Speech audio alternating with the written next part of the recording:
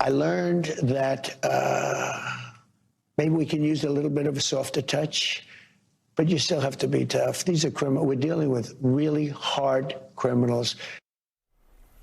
Let's get ready to see CNN's Elena Train at the White House. Part of a lot of new comments from the president overnight, Elena. Yeah, look, John, I mean, particularly on these kind of issues when it relates to a policy subject that the president believes is one of the strongest for his administration, in this case, of course, immigration and his crackdown across the country.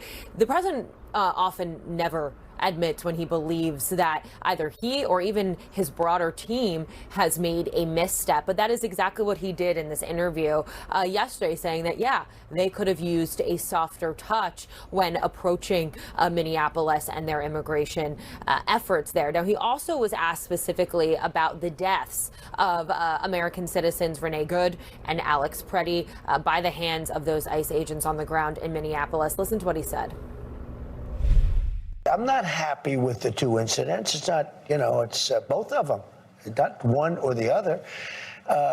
He was not an angel, and she was not an angel. You look at some tapes from back, but still, I'm not happy with what happened there. Nobody could be happy, and ICE wasn't happy either.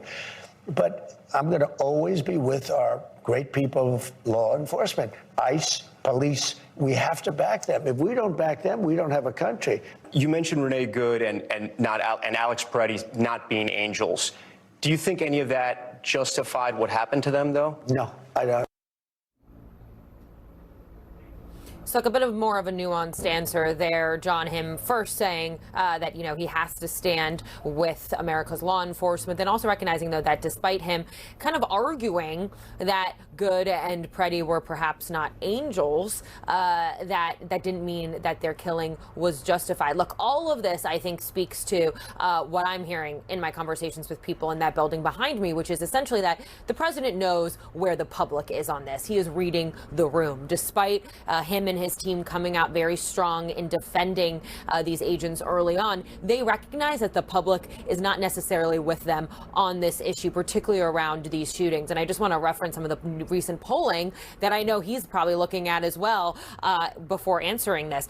This new Ipsos poll, or here, I'll start with what's up on the screen, a Quinnipiac poll saying whether or not the shooting of Alex Preddy was justified. 55% of Republicans said it was justified compared to just 2% of Democrats. 20% of Republicans said it was not justified, compared with 94% of Democrats. But I think very interesting numbers as well comes from the Ipsos poll that recently came out. Only 33% of Republicans believed that the shooting of Alex Preddy was a necessary use of force. 24% saying it was excessive. So just shows you where the public is here and why the president may be using a bit more conciliatory language, something that's very rare for him, John. Yeah, not so much reading the room as reading the polls, which are crystal clear on all of this. Elena Train at the White House this morning. Thank you very much for all of that.